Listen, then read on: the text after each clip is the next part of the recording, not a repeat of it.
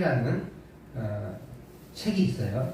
그 삼국사기에는 신라의 태종 노열왕 김춘추 그리고 김유신 장군의 여동생 김문희가 결혼하는 것에 대해서 설화를 기록한 적이 있어요. 어느 날 김유신의 그 만누이인 그 큰 여동생인 보희라는 자매가 이 경주의 서영산 꼭대기에 올라앉아서 쉬를 했는데 그 오줌이 온 나라에 흘러간 거예요.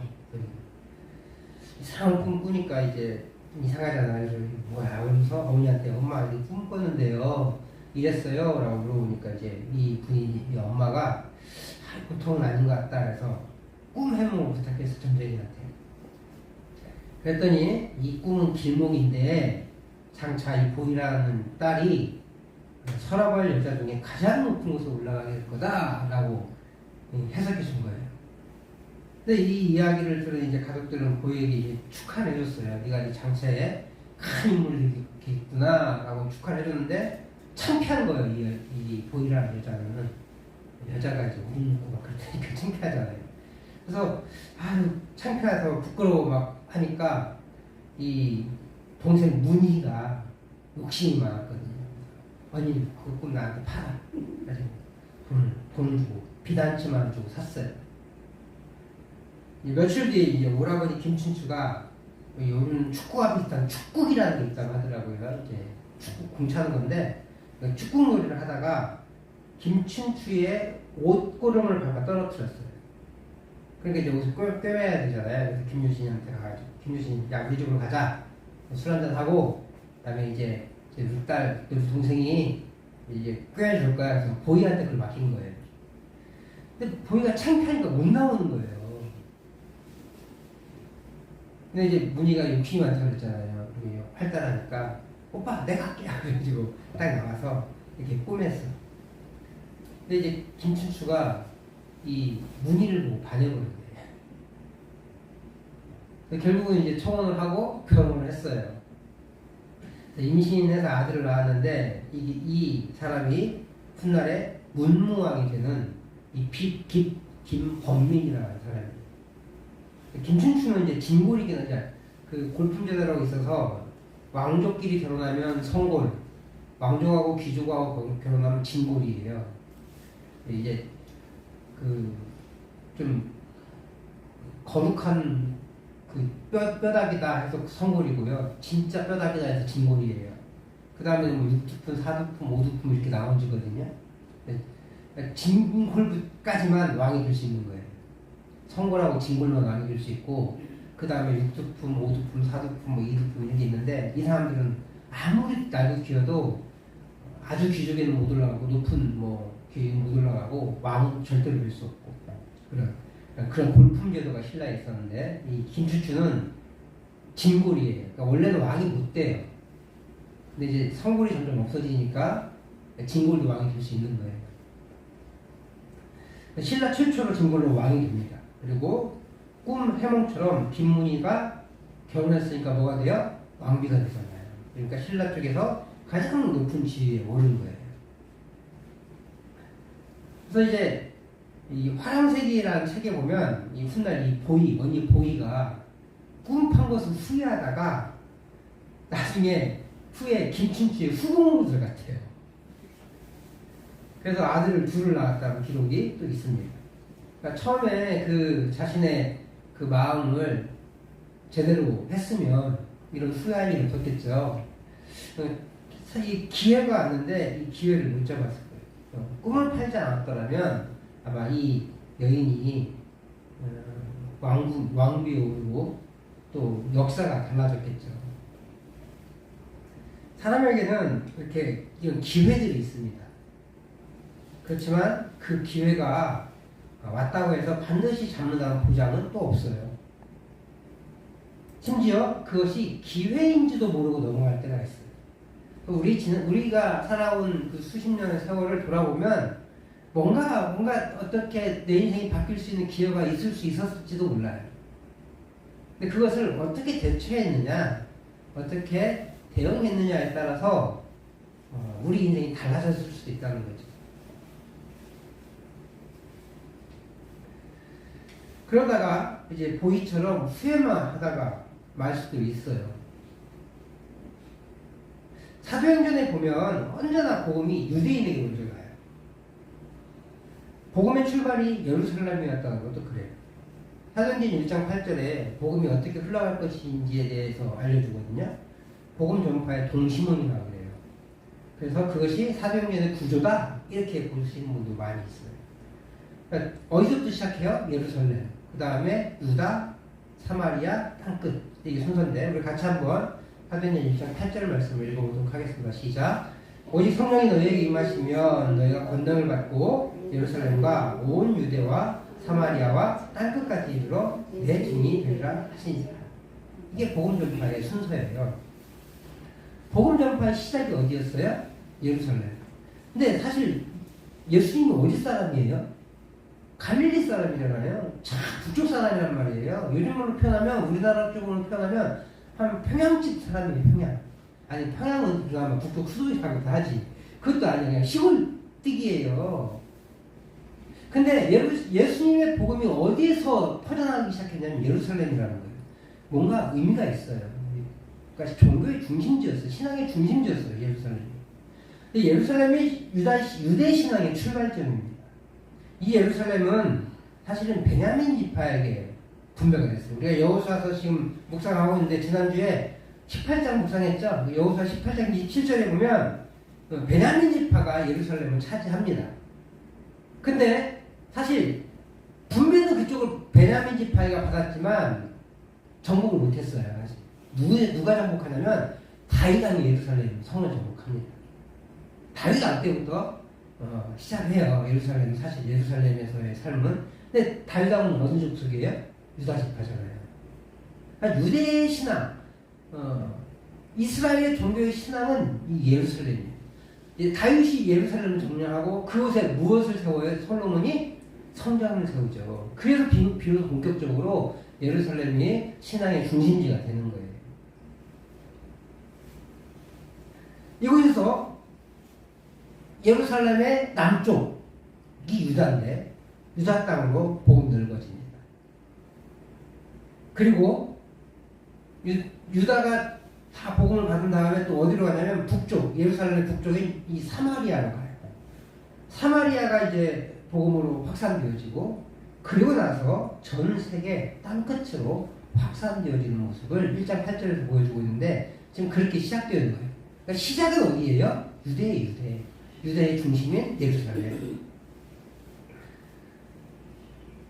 그런데 이것을 1장 8절에 보여주고 있는데 바울 사도는 이 땅끝을 만들어가고 있는 거예요.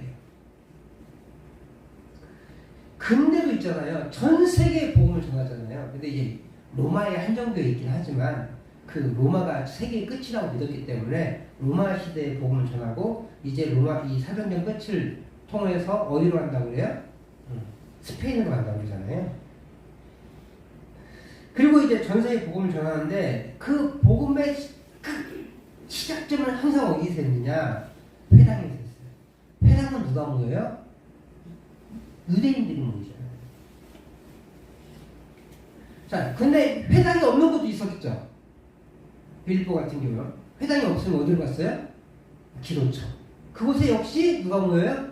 기도하는 사람들, 유대인들이 모여요. 항상 이 바울 사도는 이 유대인 중심으로 복음을 시작했어요.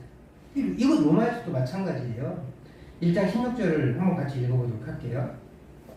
로마서 1장 16절을 같이 한번 읽어보도록 하겠습니다. 시작. 내가 복음을 부끄러워하지 아니하노니 이 복음은 모든 믿는 자에게 구원을 주시는 하나님의 능력이 됨이라. 먼저는 유대인에게요, 또 그리고 헬라인에게요. 자 보세요. 이 복음은 모든 믿는 자에게 구원을 준대요. 근데 순서가 있다는 거예요. 첫 번째는 누구예요? 유대인. 두 번째는 헬라인. 헬라인은 다른 말로 표현하면 이방인이에요. 자 보세요. 모든 믿는 자에게 복음이 전해졌지만 그 우선순위가 있다는 거예요. 그 우선순위가 누구에게 먼저 있대요? 유대인들에게 있다는 거예요. 그래서 항상 바울 사도는 이 3년 전에 기록한 거잖아요. 지금으로부터 한 3년 전에 고린도에서 복음이 먼저 유대인에게 전해졌고 그 후에 이방인에게도 전해진다라고 말하고 있는 거예요. 항상 복음의 우선순위는 유대인이 있었어요. 그렇게 로마에 와서도 바울 사도는 먼저 유대인들을 초대합니다. 사흘 만에 집 구하자마자 제일 먼저 한 일이 유대인 초대한 거죠. 자기 못 나가니까 유대인 초대해서 얘기를 한참 했는데, 야 그러면 네가 네 말 한번 들어보자 라고 하니까, 그래? 그러면 언제 옵시다. 그러니까 더 많은 사람들이 왔어요. 기독교라는 종교가 있는데 거기 좀 이렇게 문제가 있다더라. 근데 거기를 막 전하고 다녔던 그 사람, 그 바울이라는 인물인데 그 사람이 왔대. 뭔 소리 하는지 한번 들어보자. 이렇게 해서 올린 거예요. 뭐 집안에 그 몇 명이나 모였겠어요, 솔직히. 한 3, 40명 모일 수 있었겠어요? 많으면 한 50명? 뭐 100명, 1000명 그러진 않았을 거예요. 어쨌든 더 많은 사람들이 모였습니다. 근데 문제는 참석한 모든 유대인들이 복음을 환영하지 않았어요.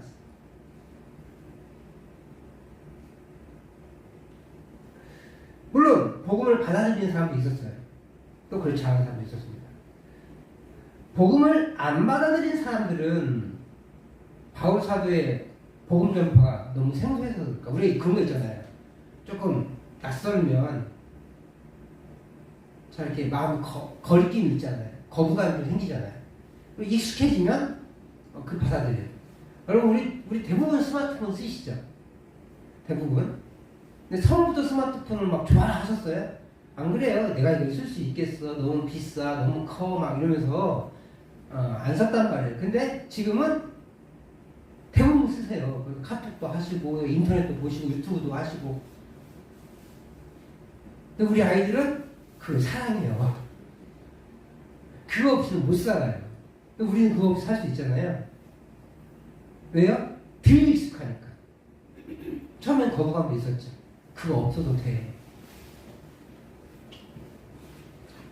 마찬가지로 우리가 인간이라는 게 사실 생소하면 좀 거부감이 생겨요. 더더군다나 같은 유대교 안에서 이상한 발언을 하는 인간들이잖아요. 그 지금 기독교인이라는 사람들이 그들이 기다리는 메시아가 왔다는 건데, 그 메시아가 자신들이 생각했던, 자신들이 구약 성경을 해석한 그런 메시아가 아니니까 이단으로 취급하고 있는 거거든요. 근데 그것에 혹하에 넘어지는 게 쉽겠냐고요. 요즘 말로 표현하면 이만희가 그 예수님, 재림 예수라고 얘기하는데 이만희가 예수님이다 라고 하면 여러분 믿으시겠냐고요. 안 받아들이시겠죠. 그런데 있잖아요. 이만희가 재림 예수다 라고 하는 얘기와 바울 사도가 예수라는 분이 우리가 기다리던 그리스도 메시아다 라는 것을 이야기하는 건 차이가 있어요. 왜냐하면 이만희가 주장하는 건 허점이 많거든요. 근데 세뇌당한 사람들은 그것이 다 받아들여져요. 근데 조금만 정신적 지정신을 차리고 있는 분들은 성경을 조금만 더 알면 그것이 잘못된 거라는 걸 알 수 있어요. 근데 어디서 넘어가냐면 이미 마음이 뺏겨요. 처음부터 성경 공부 시작하지 않거든요. 이만희를 드러내지 않거든요. 다른 방법으로 드러내요. 그래서 그것을 피할 수 없게 만들어내요. 그리고 점점 세뇌당하는 거예요. 근데 바울 사도가 그리스도를 전하는 건 달라요. 바울 사도는 늘 그리스도 유대인에게는 유대인처럼, 헬라인에게는 헬라인처럼 전했다고 했어요. 그죠? 그렇게 상황에 맞게 복음 전했는데 오늘도 마찬가지입니다. 우리가 23절을 보면 유대인들에게 생소하지 않는 복음 전했다는 걸 알 수 있어요. 같이 한번 28절, 23절을 말씀 읽어보도록 하겠습니다. 시작. 그들이 날짜를 정하고 그가 유숙하는 집에 많이 오니 바울이 아침부터 저녁까지 강론하여 하나님의 나라를 증언하고 모세의 율법과 선지자의 말을 가지고 예수에 대하여 전하더라. 두 가지를 했어요. 하나님 나라 전했고 예수에 대해서 전했어요. 하나님 나라와 예수님과 연결되기 때문에 이게 하나라고 볼 수도 있는데, 하나님 나라를 증언하면서 그 하나님 나라의 완성이 예수님을 통해서 이루어졌다라고 하는 것을 뭘로 해석했대요? 모세의 율법과 선지자의 말. 이게 요즘 말로 표현하면 우리 말로 표현하면 구약 성경. 사실 역대기는 아니잖아요. 그러잖아요. 열왕기상하, 여호수아, 열왕기상하, 역대상하는 아니잖아요. 그런데 유대인들은 있잖아요. 모세오경을 모세율법이라고 했고, 그 다음에 여호수아, 사사기, 룻기, 사무엘상하, 열왕기상하를 전선지서라고 해요. 그러니까 먼저 기록된 선지서. 그 다음에 역대기, 역사서를 이해하고 있는 역대기 하고, 그 다음에 선지자들이 우리가 대선지서, 소선지서 하잖아요. 그 소선지서, 성문서를 선지서라고 믿어요. 그래서 사실은 이스라엘 성경에, 이스라엘 구약 성경은, 이스라엘은 이제 신약 성경이 없으니까, 구약 성경은 맨 마지막에 뭐가 있냐면, 말라기가 아니라, 우리처럼 말라기가 아니라, 역대기가 있어요. 선지서를 이해할 거예요. 그러니까 모세의 율법과 선지자의 말, 이러면, 요즘말로 표현하면 구약 성경이에요. 구약 성경을 가지고, 구약 성경의 메시아에 대한 예언을 했잖아요. 그 메시아의 예언들을 다 끄집어내서, 이분이 메시아인 것을 증명해낸 거예요. 어색해요, 안 어색해요? 안 어색해요. 설득될 수 있는 충분히. 허점이 없거든요. 근데 고집을 피우면 허점으로 느껴져요. 이해가 안 되는 거예요. 그러므로 그들은요, 그 증거들을 받아들이기만 하면 돼요. 올바르게 성경을 이해하고 자신이 지금까지 이해했던 것이 틀렸다는 것을 안다면 그것을 충분히 받아들일 수 있는 거예요. 그렇게 받아들인 사람들이 절반 정도 되고, 또 어떤 사람들은 그것을 절대로 받아들일 수 없다라고 해서 싸우는 거예요. 그러다 결국 흩어져요. 25절 말씀 읽어보도록 하겠습니다. 시작. 서로 맞지 아니하여 흩어질 때에 바울이 한 말로 이르되 성령이 선지자 이사야를 통하여 너희 조상들에게 말씀하신 것이 옳도다. 서로 맞지 아니하여 흩어졌대요. 어떤 사람들은 복음을 받아들이고 어떤 사람들은 받아들이지 않았다는 겁니다. 서로 마음이 맞지 않으니까 싸웠겠죠. 그러다 흩어진 겁니다. 자, 이 사람들이 흩어지기 시작하니까 그 흩어지기 시작하는 그 모습을 보면서 바울 사도는 급하게 얘기합니다. 급하게.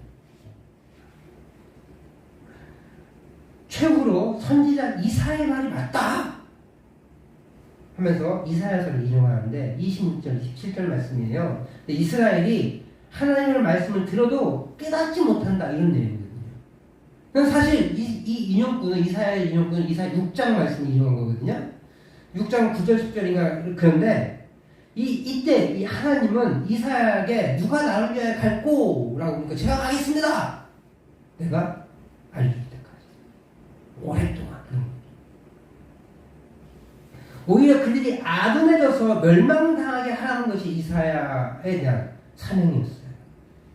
그런데 오늘 바울사도는 조금 바꾸죠. 왜냐하면 뒤에 결론이 또 있으니까. 결국은 언제까지 기한이 있어요. 하나님 회복하실 때까지.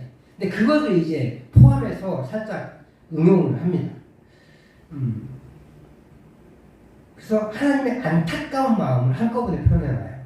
그렇지만 한 가지 확실한 게 있어. 이사야 6장과 오늘 28장, 26절, 27절과 이 차이가 있는데, 그렇지만 확실한 건 26장은, 오늘 28장은, 26, 27절은 그 뒤에 부분까지 포함해서 한꺼번에 압축한 건데, 확실한 건 뭐냐면, 이 백성에게 기회가 계속 이어지지 않아요.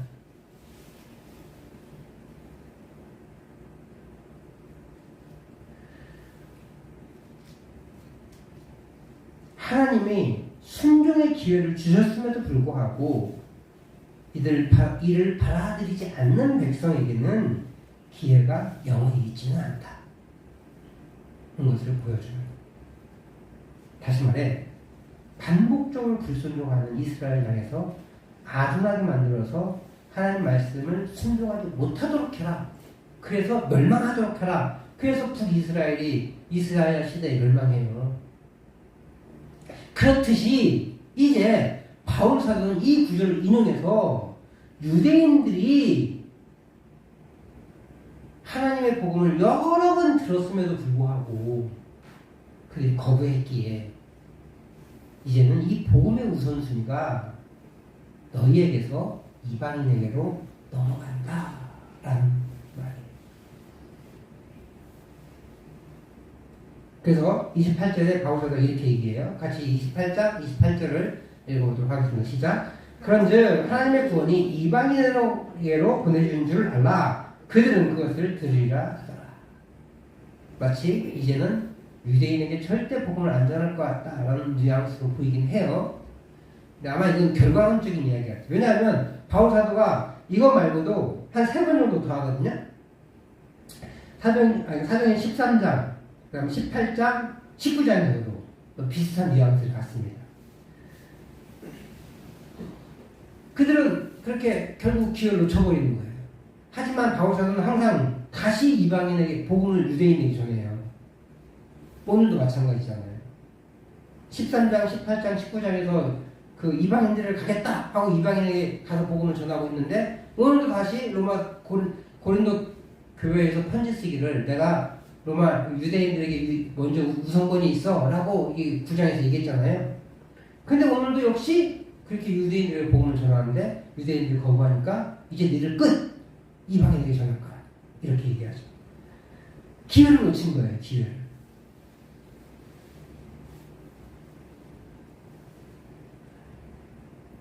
물론 모든 대상이 유대인이긴 하지만 사실 13장, 18장, 19장 그리고 오늘 28장 전부 같은 사람이에요? 다른 사람이에요? 다른 사람들이잖아요. 그러니까 나한테 계속 너 그러면 기회 놓칠 거야, 기회 놓칠 거야, 기회 놓칠 거야, 기회 놓칠 거야 네 번 한 게 아니라 나한테 한 번, 쟤한테 한 번, 쟤한테 한 번, 쟤한테 한 번 한 거란 말이에요. 그러니까 솔직히 처음 듣는 말이긴 하지만 반복적으로 이스라엘은 그 거부해요. 유대인들은. 물론 그 중에는 받아들인 사람이 있긴 있죠. 근데 대부분이 아니라 더 많은 사람들이 거절한 거예요. 가는 곳마다 반대하는 그들을 향해 더 이상 복음의 우선순위가 없다라고 선언해버리는 거예요.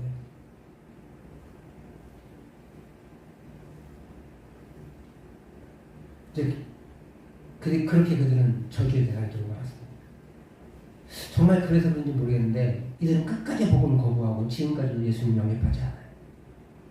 그래서 좀 과격한 복음 전도주의자들은 복음이 예루살렘에 전해져야 다시 전해져야 이 주님 오실 거다. 그래서 막 지금 예루살렘 가서 전하는 사람들이 있어요.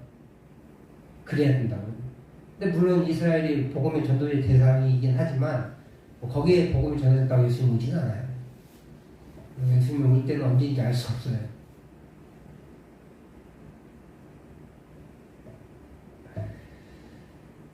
사랑하는 성도 여러분, 복음을 향한 기회가 우리에게도 많이 남아있진 않아요. 기회라는 게 있잖아요. 이런 거예요. 뒷대머리래요. 뒷대머리. 쑥대머리는 들어봤는데 뒷대머리는 처음이죠. 보통은 머리가 어디서 빠져요? 앞에서 빠지거나 위에서 빠지잖아요. 그래서 앞대머리거나 소갈머리 없다고 이렇게 표현하는데 뒷대머리는 처음 들어보시잖아요. 근데 무슨 말이냐면 기회는요. 앞에 있는 건 잡기 쉽대요. 머리카락 잡기. 근데 뒤는 머리카락이 없어서 잡을 수가 없다는 거예요. 미끄러지게. 지나가는 뒤는 다시 잡을 수 없다. 이런 표현입니다. 그래서 뒷대머리다. 이렇게 표현합니다. 문제는 인간의 기회는요, 오늘 놓치면 내일도 올 수 있어요. 여러 번의 기회가 와요. 그래서 인생의 결정적 기회는 3번 온다고 하잖아요. 그 3번을 여러분 어떻게 잡았었는지 알 수 없어요. 3번 다 놓쳤을 수도 있고, 3번 중에 1번을 잡아서 이 자리에 있으실 수도 있어요. 3번 다 잡는 사람도 있을 수 있죠. 근데 복음의 기회는 1번 놓치면 붙잡을 확률이 굉장히 낮아져요. 그래서 그걸 붙잡지 못하면 영원한 형벌에 빠진다는 게 가장 큰 문제예요. 더더군다나 복음의 기회는 우리의 생애의 가운데만 있다는 거예요. 그러므로 그 기회가 끝나기 전에 복음을 잡아야 돼요. 그리고 복음을 전하여 내 주변에 있는 사람이 그 기회를 잡을 수 있도록 만들 필요가 있어요. 이제 복음은 이방인을 향해 더 열려 있습니다. 여전히 유대인들에게 기회가 남아있어요. 근데 문제는 이거예요. 왜 저 28절이 저렇게 결정적으로 나 이제 유대인들에게 절대 복음 안 전해! 뭐 이런 것처럼 느껴지냐면 실질적으로 그렇다는 거예요. 무슨 말이냐면 유대인들이 굉장히 교만하잖아요. 이방인과 절대 어울리지 않습니다. 유대인들은 이방인들을 개돼지 취급해요. 마치 우리 옛날에, 지금은 안 그렇지만 옛날에 흑인들을 조금 무시했잖아요. 백인들은 떠받들고, 그리고 그 혼혈된 사람들을, 이런 표현 써도 죄송한데, 칙이라고 해가지고 엄청 무시했잖아요. 그게 이스라엘도 비슷해요. 이스라엘은 자기 나라 사람들 아니면 거의 짐승 취급했어요. 그런데 짐승과 같은 이방인이 믿는 예수를 믿겠어요? 거기 가서 복음을 듣겠어요? 안 듣죠. 그래서 아마 바울 사도가 그런 복음의 우선순위가 유대인에게 있어서 그랬을 수도 있지만 특성상 먼저 예수를 전하지 않으면 이 사람들 이방인과 절대 어울릴 수 없기 때문에 그렇게 항상 먼저 그곳에 갔을지도 몰라요. 물론 전략을 세워서 그가 유대인이니까 그곳에 가야 동화되고 복음을 더 잘 전할 수 있기 때문이기도 하지만, 여러 가지 전략도 있지만 또 한 가지 유대인의 특성상 이방인이 있는 곳에 이 사람들이 오지 않기 때문에, 그래서 또 거기 유대인에게 먼저 복음을 전하는 것일 수도 있다는 거예요. 여러 가지 복합적으로. 근데 그 특권이 주어졌음에도 불구하고 그 특권을 누리지 못했던 사람들이 이제 이방인들에게 전해지는 그 복음 현장에 와서 그 복음을 듣겠냐고요. 안 듣죠. 기회가 아예 없어진 거예요.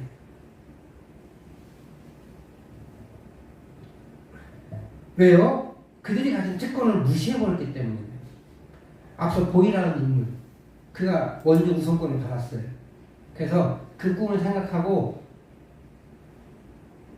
그 꿈이 이루어질 수 있도록 환경을 만들고 거기에 대처해야 되는데 어떻게 되겠지 하고, 아니 그것을 창피해서 무시하고 버리니까 그 기회가 사라지는 거잖아요. 여러분, 사실 이 보이라는 인물에 맞는 이 적절한 인물이 구약성경에 있지 않아요? 누구예요? 에서. 장자의 권리를 우습게 여겼잖아요. 배고프니까 야 너 가져, 나 배고파 죽겠는데 장자 권리가 무슨 소용이야 라고 하면서 그 권리를 버리고 팥죽한 걸 먹잖아요. 붉은 거. 어쩌면 에서는 끝까지 후회를 안 했을지 몰라요. 왜냐하면 자기도 잘 살았거든요. 근데 아버지가 축복했던 그 시점만큼 후회하잖아요. 그래서 동생도 죽이겠다고 막 덤비는 그런 몰상식에 빠졌잖아요. 보이처럼, 에서처럼 그들이 가진 우선권을 팔아버리고 우습게 여기고 하니까 그 기회가 살았던 것처럼 유대인들도 마찬가지로 복음에 대한 우선권을 가지고 있었는데 더욱이 특권의식에 사로잡혔기 때문에 그들의 복음을 들을 기회는 완전히 사라지고 만 거예요. 그러므로 우리에게 남겨진 은혜의 기회가 있을 수 있어요. 그걸 놓치지 말아야 됩니다. 그 기회가 무한정 남아있지 말아요. 마찬가지로 내 주변에 있는 복음 전도 대상자들 있잖아요. 그들에게 기회가 무한정으로 남아있지 않아요. 또 알 수 없죠. 우리가 죽은 다음에 그 씨앗이 열매 맺어져서 다행히 열매 맺어진다면 감사하겠지만, 우리가 우리의 충성을 다하지 못해서 놓쳐버리는 일이 생기지 않았을까 하는 경각심 우리가 있어요. 바울 사도가 왜 전전긍긍해요? 그렇게 자기 생명도 아니고. 바울 사도는 유대인들이 구원받을 수만 있다면 내가 내 생명책에서도 지워져도 괜찮다 라고 말할 정도로 안타까운 가지고 있었어요.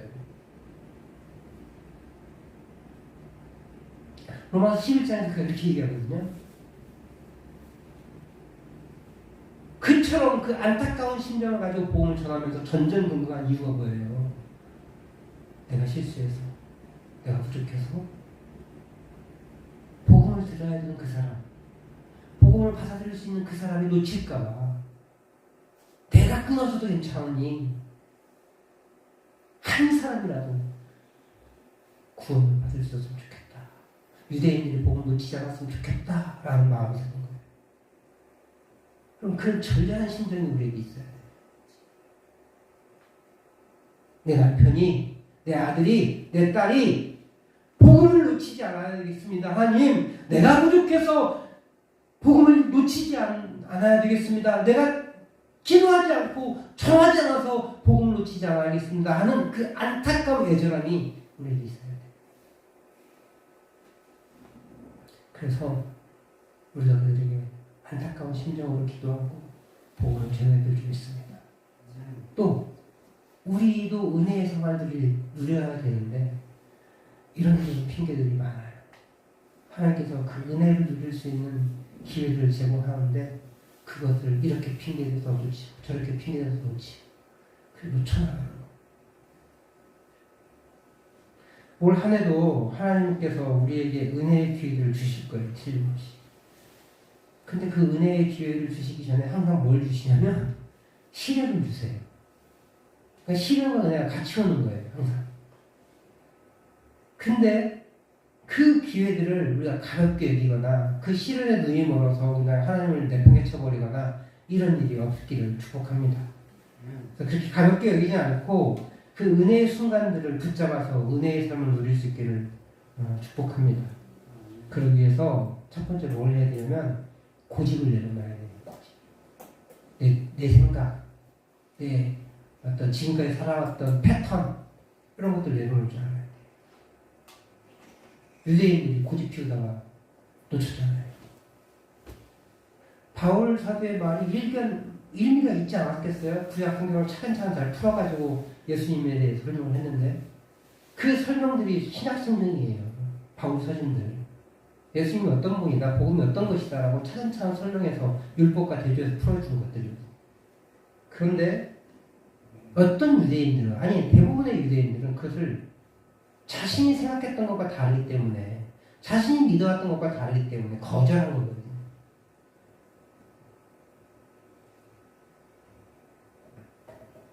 또 그것을 가볍게 여기다가 보이처럼 부끄러워서 피할 게 아니에요. 부끄러워서 피했죠. 보이는.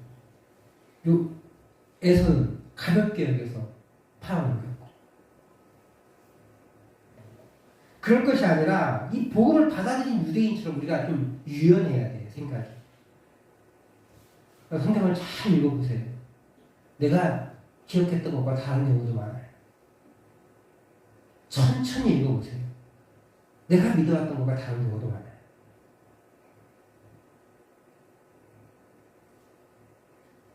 내가 생각했던 고집들 내려놔야 돼요. 뭐 해야 되냐면 마음을 낮춰야 돼요. 마음을 낮추고 그래서 은혜의 자리를 사모하고 나가야 돼요. 핑계도 많을 거예요. 이렇게 하자. 내가 이래서 못해요. 저래서 못해요. 그런 것들 다 내려놓고